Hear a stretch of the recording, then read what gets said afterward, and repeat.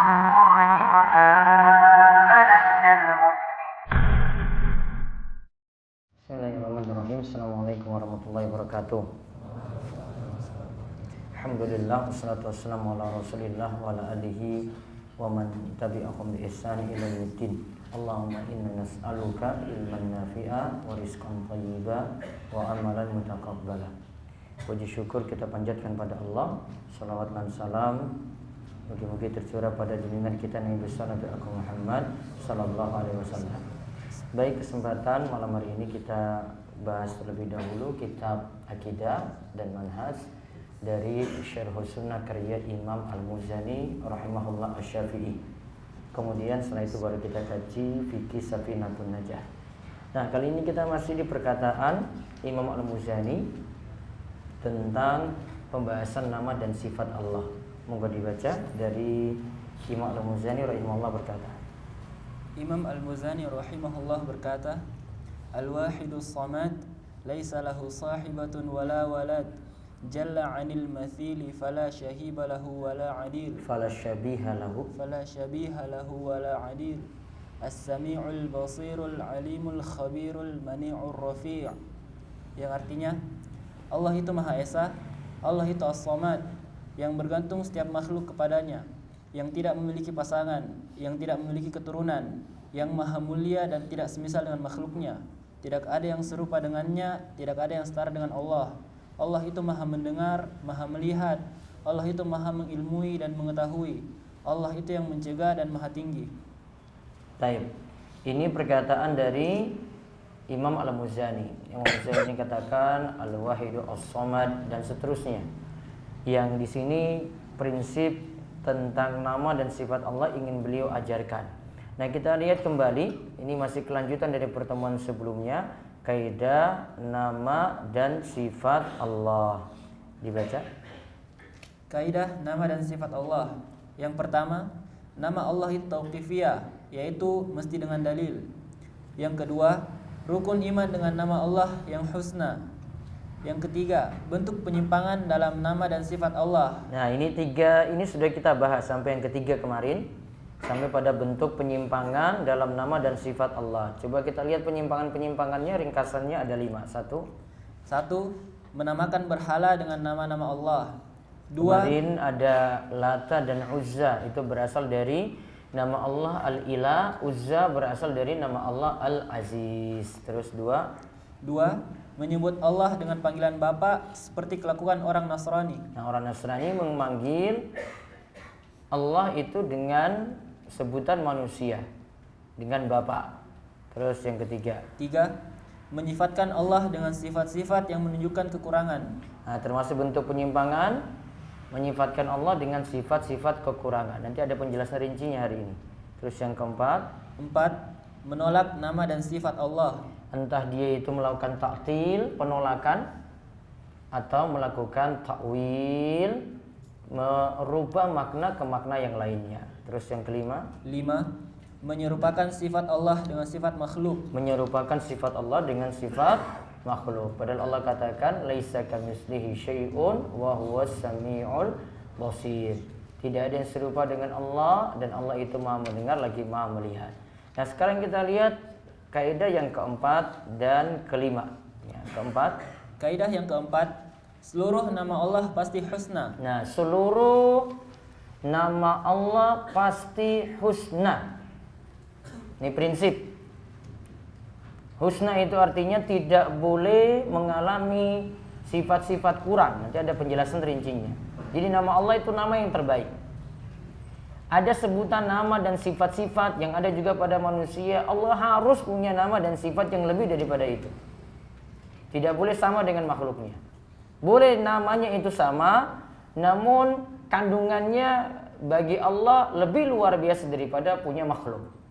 Sekarang kita lihat dalilnya. Allah Ta'ala berfirman, Walillahil asma'ul husna fad'uuhu biha wadharul ladzina yulhiduna fi asma'ihi sayujzauna ma kanu ya'malun.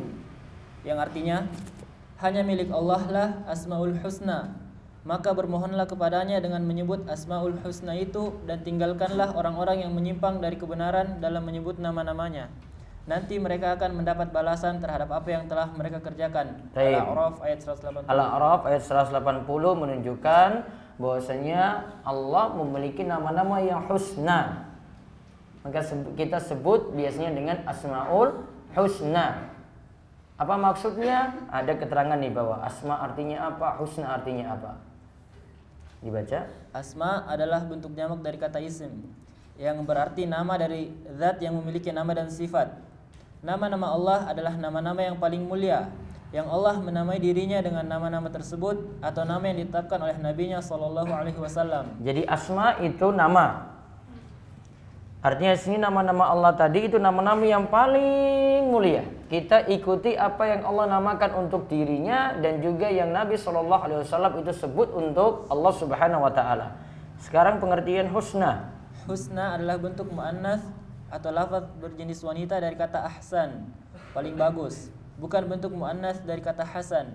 Sepadan dengan kubra, bentuk muannas dari akbar, dan musla, bentuk muannas dari amsal.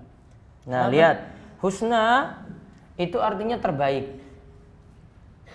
Bentuk muannas ya, bentuk muannas dari kata ahsan, yang artinya yang paling bagus atau paling baik. Mu'annas itu bentuk perempuan. Kok nama Allah itu pakai husna, kok nggak pakai ahsan? Karena asma itu jamak taksir. Istilah jamak dalam bahasa Arab, dan jamak taksir itu kalau mau digantikan dengan kata ganti itu dengan kata ganti mu'annas, dengan kata ganti perempuan. Bukan berarti ya Allah itu perempuan, bukan. Nggak ada di situ menunjukkan seperti itu.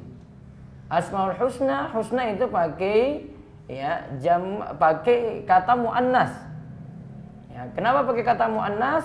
Karena mencocoki di depannya asma. Itu dalam bahasa Arab dikenal dengan sifat mausuf. Ya, yang di depannya itu asma itu sifat. Kemudian al-husna itu mausuf yang disifati. Maka sifat mausuf itu harus alif lam, dua-duanya sama. Kemudian harus juga kalau depannya muzakkar laki-laki, belakangnya juga muzakkar laki-laki. Kalau depannya muannas perempuan, belakangnya juga muannas perempuan. Mencocoki seperti itu. Dalam bahasa Arab ada kaidah-kaidah semacam tadi. Nah, terus nama-nama Allah adalah husna, artinya mencapai puncak kesempurnaan dan keindahan. Hal itu dikarenakan nama-nama Allah mengandung sifat-sifat kesempurnaan yang tidak terdapat sedikit pun kekurangan padanya dari sisi manapun, baik dari sisi ihtimal, kekurangan asal makna lafaz, atau dari sisi takdir, penetapan makna pelengkap yang muncul dari hasil terkaan dalam pikiran pendengar. Taib. Dari nama husna itu maksudnya nama Allah itu mengandung sifat-sifat kesempurnaan yang tidak terdapat kekurangan sedikit pun. Dari sisi ihtimal atau dari sisi takdir. Kalau menjelaskan ini pelajaran Asmaul Husna lebih rinci lagi. Dari sisi lafadznya, pokoknya lafadznya tidak ada sisi kekurangan sama sekali. Nanti kita akan lihat 4 macam lafadz. Ya, ada 4 macam lafadz, ada lafadz yang sempurna, ada lafadz yang ada kekurangan. Terus semua nama Allah menunjukkan sanjungan dan pujian, bukan sekedar label atau merek. Akan tetapi nama Allah berlaku sebagai nama yang sekaligus mengandung sifat. Allah yang maha suci lagi maha tinggi telah memerintahkan hamba-hambanya supaya mereka berdoa kepadanya dengan perantara menyebut nama-namanya. Dengan perantara menyebut nama-namanya dalam doa. Di sini disebut semua nama Allah menunjukkan sanjungan dan pujian. Kemudian nama Allah tadi itu juga mengandung sifat. Jadi misalnya nama Allah Ar-Rahman itu ada sifat di dalamnya. Sifatnya itu Allah memiliki sifat yang maha pengasih.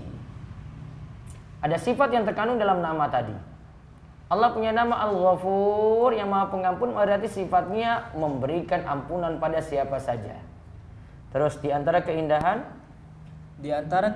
yang ditunjukkan oleh nama Allah adalah setiap nama dari nama-namanya mengandung sifat yang mencakup seluruh maknanya yang muncul dari nama tersebut. Contohnya adalah nama Allah Al-Alim yang maha mengetahui. sebagaimana terdapat dalam firman Allah Ta'ala. Nah lihat, kita perhatikan, kita pelajari dulu.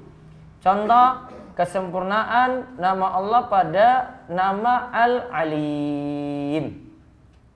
Artinya di situ yang maha mengetahui. Apa di sini artinya? Kita lihat dulu ayatnya. Allah berfirman, "Wa ma tasyauna illa ayyasha Allah. Innallaha kana aliman hakima." Yang artinya, sungguhnya Allah adalah maha mengetahui, Al-Alim lagi maha bijaksana, Al-Hakim. Al-Insan ayat 30. Nah, di sini sebutkan dua nama.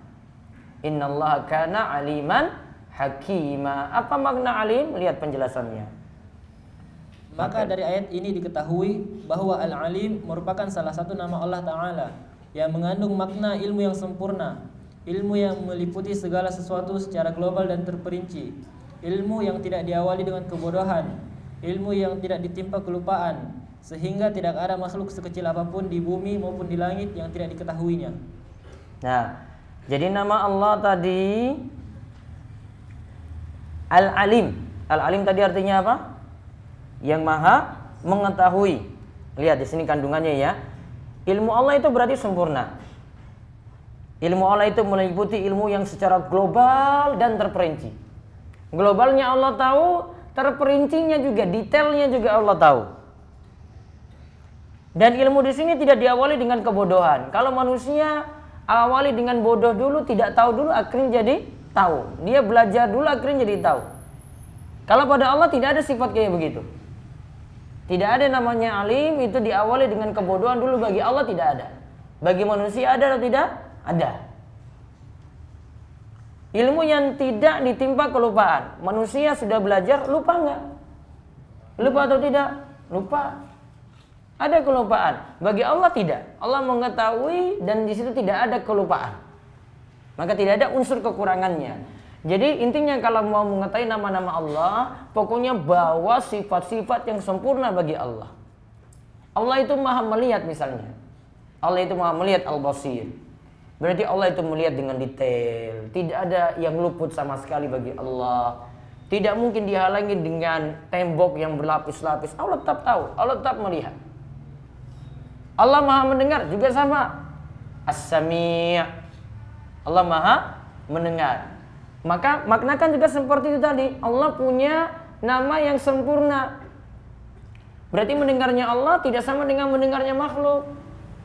Kalau mendengarnya makhluk, ini bisik-bisik, ya, tidak dengar yang lainnya. Makhluk nggak dengar. Namun Allah dengar atau tidak? Allah dengar. Maka sifat kekurangan pada makhluk tadi tidak boleh ada pada Allah. Jaraknya jauh. Makhluk gak bisa dengar lagi, butuh teriak-teriak. Sedangkan Allah tidak butuh seperti itu, tidak butuh dengan adanya jarak. Tidak butuh pakai jarak. Yang jauh pun Allah itu tahu. Makanya pernah di antara para sahabat itu zikirnya keras-keras ketika mereka itu lagi safar. Kemudian Nabi SAW tegur para sahabat, kalian tidak menyeru pada yang tuli. Allah itu maha mendengar, walaupun kalian itu jauh, Allah itu maha mendengar kalian. Allah mendengarnya luar biasa. Maka sifat kekurangan pada makhluk nggak boleh, pada Allah itu disamakan. Kalau manusia mendengar, nggak bisa satu waktu semuanya ditangkap. Harus butuh giliran ini. Ini ada 10 orang aja, 10 orang panggil ini, panggil kita satu orang di depan berbarengan. Nih misalnya tanya ini, ya, Ustadz saya tanya. Ini berbarengan semuanya. Apa kalau semuanya ini berbarengan ini bisa ditanggapi oleh satu orang di depan tadi? Bisa atau tidak? Tidak bisa. Namun bagi Allah sangat-sangat mungkin sekali. Tidak mustahil bagi Allah. Yang ini berdoa, si A berdoa, 10 orang berdoa. Berdoa barengan ini. Mungkin gak Allah dengar semuanya? Mungkin sekali. Kalau makhluk gak bisa. Pendengaran makhluk terbatas. Sedangkan Allah mendengarnya luar biasa, semuanya bisa ditanggapi satu waktu, walaupun dengan bahasa yang berbeda. Ya, dengan bahasa yang berbeda. Kalau kita butuh terjemah dulu. Kalau ada yang bisa translate pun juga, dia butuh ngantri untuk dengar satu persatu. Gak bisa tanggapi satu-satu. Maka mendengarnya Allah tidak sama dengan mendengarnya makhluk. Itulah maksudnya nama Allah itu pasti husna. Husna tadi artinya apa? Terbaik. Ya, nama Allah itu pasti husna. Husna itu artinya tidak boleh ada kekurangan dari satu sisi pun. Kalau makhluk punya nama, ada kekurangan. Walaupun dia punya nama juga, nama yang bagus. Pasti dari nama ini tidak semua dia memiliki sifat-sifat tersebut. Namun Allah tidak boleh. Kalau Allah punya nama seperti itu, harus ada sifat yang tadi. Namun kalau makhluk, kalau manusia punya nama seperti itu, belum tentu orangnya seperti itu. Contoh, ada yang punya nama Soleh. Mungkin gak Soleh? Hah? Mutlak 100% setiap yang punya nama Soleh jadi Soleh semuanya? Hah? Ada kayak gitu? Oh, enggak. Ada yang namanya Soleh, ya pemabuk ada. Ya, ada yang nama Soleh, ya habis nyolong sendal misalnya. Soleh namanya. Soleh ini dia punya nama Soleh, namun tidak terkandung makna Soleh di dalamnya. Kalau bagi Allah nama seperti itu harus terkandung ya makna seperti itu pula. Sifat seperti itu ada, nggak boleh tidak ada. Harus ada dan adanya harus sempurna. Nah, terus dilanjutkan tadi. Lafaz itu ada 4 macam. Nah, sekarang kita pelajari tentang lafaz. Jadi, kapan lafaz itu yang tepat untuk Allah atau nama yang tepat untuk Allah seperti apa? Kita pelajari ada 4 lafaz ini. Satu, lafaz yang kandungannya sempurna semata dalam zatnya. Inilah yang ada dalam nama Allah. jadi kalau yang sempurna secara mutlak cuma ada pada nama Allah saja. Bisa jadi manusia juga punya nama yang sama, namun tidak mungkin mengandung makna seperti yang ada pada makna Allah, pada nama Allah. Contoh alim tadi, ada seorang manusia namanya alim juga, atau dia disifati alim. Apakah sama alimnya dia dengan alimnya Allah? Tidak. Allah punya nama seperti itu harus punya kandungan sifat-sifat yang sempurna. Dua, lafaz yang kandungannya sempurna namun punya sisi lain makna yang tidak sempurna. Lafaz seperti ini hanya boleh mengabarkan tentang Allah, tidak boleh menjadi nama. contoh, misalnya al-mutakallim. Mutakallim itu yang berbicara. Namun mutakallim ini ya tidak 100% makna yang sempurna. Karena mutakallim di sini dapat disifatkan juga, kita bicarakan orang itu mutakallim yang berbicara, yang lagi speak di depan. Itu mutakallim namanya, atau orang pertama. Bagi Allah ya bisa pakai nama itu, namun bisa kita sebut seperti itu, namun cuma sekadar itu sebagai berita. Menceritakan tentang Allah saja, tidak boleh jadi nama. Ya, tidak boleh jadi nama karena ada sisi apa? Kurangnya satu sisi. Atau ada makhluk yang seperti itu.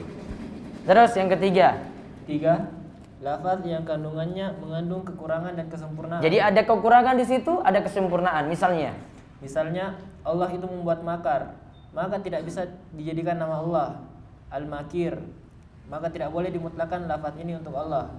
Bisa dijadikan khabar untuk Allah, namun dengan dikaitkan dengan kata lainnya, yaitu Allah membuat makar yang terpuji. ya disebutkan dalam ayat Allah itu yang sebaik-baik yang membuat makar. Kalau kita identikan makar itu buat kerusakan. Namun maksudnya ada yang ingin membuat makar bagi Allah pada Allah, maka Allah itu balas tadi makarnya. Maka Allah dikatakan balas makarnya. Maka ketika ada yang berbuat seperti itu, Allah balas. Berarti makar yang ada di sini bukan makar seperti yang ada pada makhluk. Memang dari sisi penamaan ada kekurangan dan ada sifat kesempurnaan. Maka ini tidak boleh jadi nama. Gak boleh namakan Allah dengan Al-Makir. Makir itu artinya membuat makar, gak boleh. Karena sudah identik nanti dengan satu nama yang negatif. Walaupun ada satu sisi, ada sisi positifnya, sisi sempurnanya. Berarti kita bisa maknakan ada makar yang terpuji, ada makar yang tercela. Maka ada dua kandungan ini. Nama Allah tidak boleh seperti itu. Nama Allah harus mengandung sifat-sifat yang sempurna. Nggak boleh ada sisi kekurangan apapun. Terus yang keempat. lafaz yang mengandung kekurangan saja, maka tidak disandarkan pada Allah, tidak sebagai nama, sifat maupun khabar. Lafaz yang mengandung kekurangan saja, maka tidak disandarkan pada Allah, tidak sebagai nama, tidak sebagai sifat, atau tidak sebagai khabar. Contoh misalnya, tidak bisa kita katakan ya pada Allah misalnya sifat kekurangan ngantuk misalnya. Tidak bisa. Itu sifat kekurangan secara mutlak. Allah punya pasangan, berarti itu sifat kekurangan juga secara mutlak. Tidak bisa dijadikan sebagai nama, tidak bisa dijadikan sebagai sifat, tidak bisa dijadikan sebagai khabar. Berarti yang sekarang lagi keren coba bahasanya. Kalau Allah so sweet, itu masuk yang mana dari 4 ini? Satu masuk atau tidak? Satu masuk atau tidak? Tidak masuk. 2, ada sisi kekurangan, ada sisi sempurnanya. Ada namun makna lain tidak sempurna. Tidak masuk juga. Entah atau 3 atau 4. Ya. Pengabaran, namun penggambarannya nggak pas juga. Berarti itu mengandung sifat kekurangan. Karena orang sudah identik gitu. So sweet ini ibaratnya kan cuma dengan manusia makhluk saja. Tidak punya sisi yang sempurna bagi Allah. Maka kalau nyebut Allah nggak bisa sembarangan. Walillahil asmaul husna. Allah punya nama-nama yang terbaik. Nggak bisa kita itu menamakan Allah dengan sifat-sifat yang menamakan Allah dengan nama-nama yang tidak pernah Allah ajarkan, nggak bisa. Ya. Maka nggak usah pakai istilah aneh-aneh kalau bicarakan nama dan sifat Allah, nggak boleh. Kemarin sudah kita lihat di kaidah pertama, nama Allah itu tauqifiyah, mesti dengan dalil. Berarti hati-hati sekali kita sebut tentang Allah. Nggak bisa sebut sembarangan. Nah, terus yang kelima. Kaidah yang kelima, nama Allah tidak dibatasi oleh jumlah bilangan tertentu. Nah, kesimpulannya lagi yang kelima ini kaidah penting. Nama Allah tidak dibatasi oleh jumlah bilangan tertentu. Bahkan ini nanti disebutkan oleh Imam Nawawi, ini ijma. Kesepakatan ulama. Kita lihat. Hal ini berdasarkan hadis sahih yang diriwayatkan oleh Imam Ahmad di dalam musnadnya dan dibawakan juga oleh imam ahli hadis selain beliau dari jalur Ibnu Mas'ud. Di dalam hadis tersebut, Nabi SAW mengajarkan doa ketika dirundung duka dan kesedihan. Ini bagi yang lagi berduka dan bersedih. Ini termasuk yang galau-galau juga ini doanya. Nanti lihat kandungan isinya ini pas ini. Ya, dibaca langsung Allahumma inni abduk. Allahumma inni abduk, ibnu abdik, ibnu amatik, nasiyati biyadik, madin fiyya hukmuk, adlun fiyya qada'uk, as'aluka bikulli ismin huwa lak, sammaita bihi nafsak, au anzaltahu fi kitabik, au 'allamtahu ahadan min khalqik, au ista'tharta bihi fi 'ilmil ghaibi 'indak, an taj'ala al-Qur'ana rabi'a qalbi wa nura sadri wa jalaa huzni wa dhahaba hammi. Artinya? Yang artinya, ya Allah, sesungguhnya aku adalah hambamu, anak hambamu dan anak hamba perempuanmu. Ubun-ubunku di tanganmu, keputusanmu berlaku padaku, ketentuanmu kepadaku pasti adil. Aku mohon kepadamu dengan setiap nama baik yang telah engkau gunakan untuk dirimu, yang engkau turunkan dalam kitabmu, engkau ajarkan kepada seseorang dari makhlukmu, atau yang engkau khususkan untuk dirimu dalam ilmu ghaib di sisimu.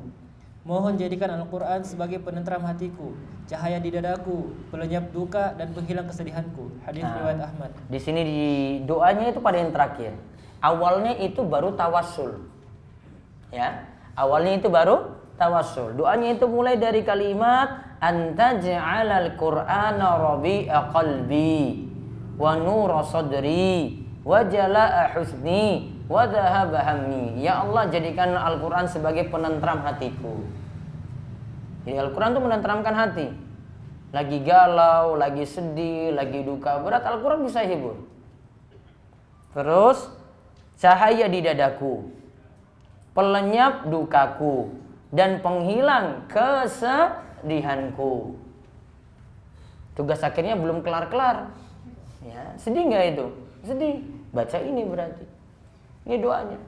Ya, mulai dari awal tadi ya. Allahumma inni abdu, ibnu abdik, ibnu amatik, nasiyati biyadik, maudin fiyya hukmuk, adlun fiyya qada'uk, as'aluka bikulli ismin huwa lak, sammaita bihi nafsak, aw anzaltahu fi kitabik, aw allamtahu ahadan min khalqik, aw ista'sarta bihi fi ilmil ghaibi indak, an taj'al al-Qur'ana rabi'a qalbi wa nura sadri wa jalaa husni wa dhahaba hammi. Lihat pada kalimat awis ta'sarta bihi fi ilmil ghaibi indak, yang tadi saya blok hitam itu. Atau yang engkau khususkan untuk dirimu dalam ilmu gaib di sisimu. Kan tadi disebutkan, aku meminta dengan namamu. Lalu dikatakan, atau yang engkau khususkan untuk dirimu dalam ilmu gaib. Berarti ada nama-nama Allah yang ada di ilmu gaib yang kita tidak tahu. Berarti kita tidak diajarkan. Berarti nggak semuanya itu diajarkan kepada kita. Sehingga tidak boleh kita batasi nama Allah dengan jumlah bilangan tertentu. Lihat keterangan di bawahnya lagi. Adapun nama yang disembunyikan dalam ilmu gaib oleh Allah, maka tidak ada seorang pun yang bisa mengetahuinya. Begitu pula nama yang diajarkannya kepada sebagian golongan di antara makhluknya. Bisa jadi golongan yang lain tidak mengetahuinya. Adapun hadis dari Abu Hurairah radhiyallahu anhu, Nabi SAW bersabda, Inna lillahi tis'atan wa tis'ina asman mi'atan illa wahidan man ahsaha dakhalal jannah. Yang artinya, sesungguhnya Allah memiliki 99 nama, 100 dikurang 1, yang apabila seseorang menghitungnya niscaya dia masuk surga. Nah, Allah punya 99 nama, 100 kurang 1. Man ahsaha, siapa yang menghitungnya, dakhalal jannah, maka dia akan masuk surga. Sekarang lihat keterangan di bawahnya dari Imam Nawawi. Imam Nawawi rahimahullah menjelaskan bahwa hadis ini bukanlah dalil pembatasan jumlah nama Allah Ta'ala sebagaimana disepakati oleh para ulama. Hadis ini tidak menunjukkan bahwa Allah tidak memiliki nama selain nama yang jumlahnya 99. Sesungguhnya maksud dari hadis adalah barang siapa menjaga 99 nama tadi, niscaya dia akan masuk surga. Bukan maksud pengabaran hanyalah untuk orang yang menghitungnya semata. Karena nama Allah tidak dibatasi sebagaimana disebutkan dalam hadis, aku mohon kepadamu dengan setiap nama baik yang telah engkau gunakan untuk dirimu, yang engkau turunkan dalam kitabmu, engkau ajarkan kepada seseorang dari makhlukmu, atau yang engkau khususkan untuk dirimu dalam ilmu gaib di sisimu. Al-Hafidh Abu Bakar Al-Arabi Al-Maliki dari sebagian ulama Malikiyah menyatakan bahwa nama Allah itu ada 1000 nama. Nah, nama Allah ada 1000 nama, bahkan yang lainnya, ulama yang lainnya sebutkan seperti itu. Terus Ibnul Arabi katakan itu tetap masih sedikit. Nah, Ibnul Arabi katakan masih sedikit. Nah, terus adapun penentuan 99 nama tersebut terdapat dalam Jami' At-Tirmidzi. Namun penentuan sebagian nama di dalamnya terdapat beda pendapat di antara para ulama. Ada ulama yang rinci 99 nama itu apa saja rinciannya. Sama seperti jenengan dapatkan di cover ya, di mushaf Al-Quran di awal-awal itu ya. Ya, depan dan belakang. Ada kan? Ada. Tentang penentuan itu sama seperti dalam Jami' At-Tirmidzi ditentukan juga. Namun sebagaimana kata Imam Nawawi di sini, para ulama untuk menentukan ini masuk 99 ataukah tidak, ada yang beda pendapat. Oh, ada yang katakan ini masuk, ada yang katakan ini enggak masuk. Berarti apa yang disebutkan dalam Jami' At-Tirmidzi oleh Imam At-Tirmidzi tidak harus dengan nama-nama seperti itu. Berarti yang kita tentukan yang ada di mushaf Al-Quran itu enggak harus. Rincian tadi itu enggak harus. Karena ada ulama yang setuju itu masuk, ada ulama yang tidak setuju itu masuk di dalamnya. Dan pastinya tadi sebagaimana kata Imam Nawawi, lebih dari 99 nama. Terus adapun pengertian? Adapun pengertian siapa yang menghitungnya sebagaimana dalam hadis adalah siapa yang menghafalnya. Berarti menghafalnya. Namun ada keterangan lagi. Ulama lainnya mengatakan maksudnya adalah siapa yang memperhatikan nama tersebut, siapa yang menjalankan konsekuensinya, siapa yang membenarkan maknanya, hingga siapa yang mengamalkannya. Nah, kalau paling bagus kita lengkapi saja, bukan hanya menghafalkan, namun apa? Memperhatikan nama tadi, memperhatikan konsekuensinya. Alim itu konsekuensinya apa bagi Allah. Sehingga manusia praktekannya seperti apa? Oh, Allah Maha tahu. segala sesuatu secara detail. Berarti kita bisa meresapinya. Allah tahu seperti itu, berarti saya harus hati-hati dalam berbuat. Kemudian siapa yang membenarkan maknanya juga. Makna-maknanya dia benarkan. Bukan hanya menghitungnya saja, bukan hanya menghafalnya saja. Begitu juga mengamalkan asar-asar atau pengaruh-pengaruh dari nama tadi.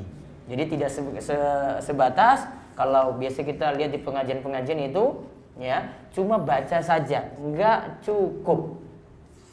Baiknya apa? Tadi pahami. Juga di sini apa? Memperhatikan, menjalankan konsekuensi, ujung-ujungnya sampai mengamalkan nama-nama tadi. Intinya kesimpulannya, nama Allah tidak dibatasi dengan jumlah 99. Dalil-dalilnya tadi sampai penjelasan dari Imam Nawawi. Wallahu a'lam bishawab.